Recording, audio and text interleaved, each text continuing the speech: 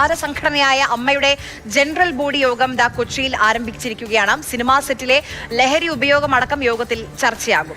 യോഗത്തിൽ പുതിയ ഭാരവാഹികളെയും തിരഞ്ഞെടുക്കും. മോഹൻലാൽ തന്നെ വീണ്ടും അധ്യക്ഷ സ്ഥാനത്തേക്ക് വരാനുള്ള സാധ്യതകളാണ്. അതെ, റിയ ബിബി കൊച്ചിയിൽ നിന്ന് വിവരങ്ങളുമായിട്ട്. റിയ, ഒരുപാട് വിവാദങ്ങൾ അല്ലേ, സംഘടന താൽക്കാലികമായി മരവിപ്പിച്ച് നിൽക്കുന്ന അവസ്ഥ ഇതൊക്കെ ഉണ്ടായി. ഇപ്പോൾ വീണ്ടും സജീവമാവുകയാണ്. മോഹൻലാലിന് മേലുള്ള സമ്മർദ്ദം, അതിനെ അതിജീവിക്കാൻ മോഹൻലാലിന് കഴിയുമോ, അതോ ആ സ്ഥാനം ഏറ്റെടുക്കുന്നതിലേക്കാണോ? മറ്റ് ആരൊക്കെ നേതൃസ്ഥാനത്തേക്ക് വരും? ദിവേഷ്, പുതിയ ഭാരവാഹികൾ ചുമതലയേറ്റ് ഏതാണ്ട് 2 മാസം കഴിഞ്ഞപ്പോഴേക്കും ഹേമ കമ്മിറ്റി റിപ്പോർട്ട്, നടൻ സിദ്ദിഖിനെതിരെ കേസ്, അങ്ങനെ നിരവധി പ്രശ്നങ്ങൾ നേരിടേണ്ടി വരികയും ആ സ്ഥാനത്ത് നിന്ന് അവരെ പുറത്താക്കുകയും ഒപ്പം തന്നെ കമ്മിറ്റി പിരിച്ചുവിടുകയും ചെയ്തൊരു സാഹചര്യമായിരുന്നു ഉണ്ടായത്. ഇപ്പോൾ ഇതാ ജനറൽ ബോഡി യോഗം കലൂർ ഗോകുലം കൺവെൻഷൻ സെന്ററിൽ ആരംഭിച്ചിരിക്കുന്നു. മോഹൻലാൽ തന്നെ പ്രസിഡന്റ് സ്ഥാനത്ത് തുടരണം എന്നതാണ് സംഘടനയിലെ പൊതുവായ ആവശ്യം.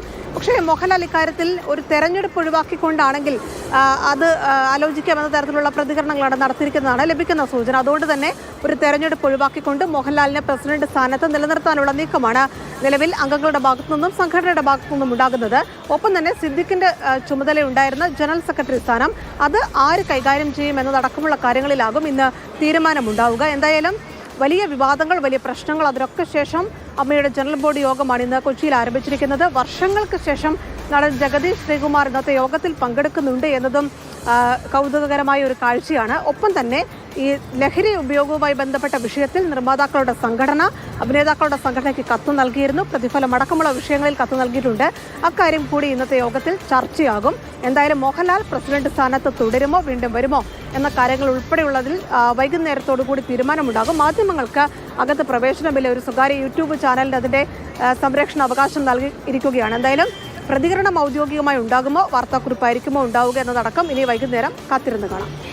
ശ്രീകുമാർ യോഗത്തിൽ പങ്കെടുക്കുന്നതെന്ന് വളരെ പ്രധാനപ്പെട്ട കാര്യമാണ്. കഴിഞ്ഞ ദിവസം ഇപ്പോൾ മുഖ്യമന്ത്രി പിണറായി വിജയൻ വിമാനത്തിൽ വെച്ച് ജഗദീഷ് ശ്രീകുമാറിനെ കാണുന്ന ദൃശ്യങ്ങൾ. അപ്പോൾ ഈ യാത്രയിലേക്കാണ്, ഈ യോഗത്തിൽ പങ്കെടുക്കാനുള്ള യാത്രയിലായിരുന്നു ജഗദീഷ് ശ്രീകുമാർ.